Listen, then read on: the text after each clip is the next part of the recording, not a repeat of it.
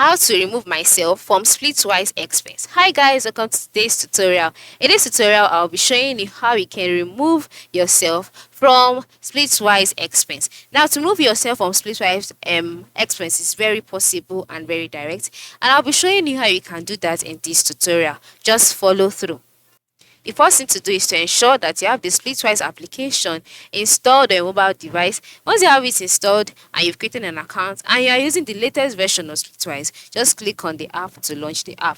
And once you've launched the app, you'll be brought to your groups page. And then on this page, by the lower part of the screen, you'll see groups, friends, activity, accounts. All right, just ensure that you are on the groups page, because that's the place whereby you would remove yourself from an expense. And then you select the expense that you want to remove yourself from, and then select an expense. And once you selected an expense, you'll be taken to the expense page where details about the expense will be revealed. Then by the top right corner of the screen, you'll see some options such as the camera option, the delete, and then the edit option. Okay, just click on the edit option.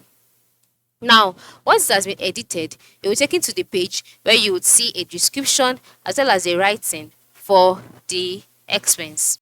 Once you see it, the next thing to do is to move to the lower part of the screen. You can see paid by, all right, and then click on it.